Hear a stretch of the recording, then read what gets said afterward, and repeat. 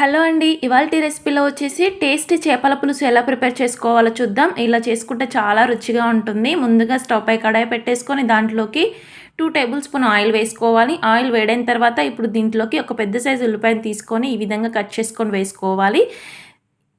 తర్వాత ఇప్పుడు దీన్ని ఒక 1 మినిట్ ఈ విధంగా వేయించుకున్న తర్వాత దీంట్లోకి వెల్లుల్లి రెబ్బల్ని ఒక 10 వరకు తీసుకొని వేసుకోవాలి. వీటిని కూడా అలా వేయించేసుకొని ఇప్పుడు దీంట్లోకి ఒక పెద్ద సైజు పండు టమాటోని తీసుకొని దాన్ని కూడా వేసుకొని కలుపుకుంటూ దీన్ని ఫుల్గా కలర్ చేంజ్ అయ్యేంత వరకు వేయించేసుకోవాలి. ఈ విధంగా మొత్తం వేగిపోయిన తర్వాత ఇప్పుడు స్టవ్ ఆఫ్ చేసుకొని దీన్ని బాగా చల్లార్చుకోవాలి. తర్వాత ఇప్పుడు దీనికి కావాల్సిన మసాలా ఎలా ప్రిపేర్ చేసుకోవాలో చూద్దాం. మెయిన్ ఇంగ్రీడియంట్ వచ్చేసి ఈ మసాలా అనమాట. దీనివల్ల టేస్ట్ చాలా బాగా వస్తుంది. ఇప్పుడు దీంట్లోకి ఒక 1/2 టీ స్పూన్ వరకు మెంతులు, 1/2 టీ స్పూన్ వరకు జీలకర్ర, 1/2 టీ స్పూన్ వరకు ధనియాలు, చెక్క, లవంగ, యాలకులను యాడ్ చేసుకోవాలి. ఇలా వేసుకున్న తర్వాత ఇప్పుడు దీన్ని మెత్తటి పౌడర్ లాగా మిక్సీ పట్టేసుకోవాలి. ఈ పౌడర్ వల్ల టేస్ట్ అనేది చాలా బాగా వస్తుంది. తర్వాత వచ్చేసి ఫిష్ పీసెస్ని ఇలా ఫ్రెష్గా కడిగేసుకొని పక్కన పెట్టేసుకోవాలి.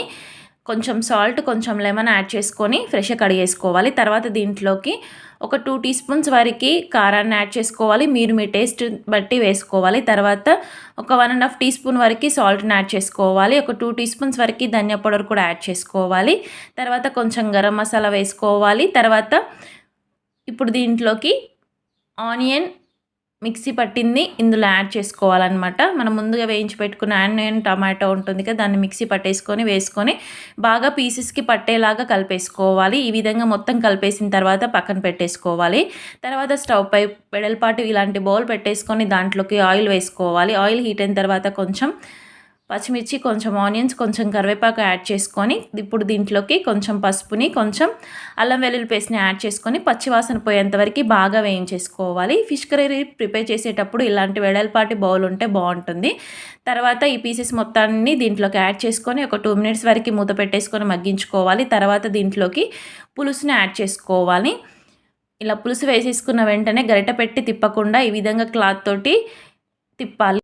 గరిటె పెట్టి తిప్పడం వల్ల మనకి పీసెస్ అనేవి విడిపోతాయి అన్నమాట. అలా తిప్పకుండా ఇలా క్లాత్ తోటి తిప్పుకుంటే మనకి ఈక్వల్గా కలిసిపోతుంది. ఇలా మధ్య మధ్యలో కలుపుకుంటూ ఉడికించుకోవాలి. హై ఫ్లేమ్లో 5 మినిట్స్ ఉడికించుకోవాలి. తర్వాత దీంట్లోకి మనం రెడీ చేసి పెట్టుకున్న మసాలాని, కొత్తిమీరని యాడ్ చేసుకొని ఇంకొక 10 మినిట్స్ వరకు మీడియం ఫ్లేమ్లో ఉడికించుకుంటే మనకి పీసెస్కి చక్కగా ఉప్పు, కారం పడుతుంది. చాలా బాగుంటుంది. ఇది చేసిన వెంటనే తినకుండా ఒక 2 అవర్స్ అలా గ్యాప్ ఇచ్చి తిన్నామనుకోండి, పీసెస్కి బాగా అన్ని ఫ్లేవర్స్ అనేవి పడతాయన్నమాట. వేడి వేడి ఫిష్ కర్రీ రెడీ.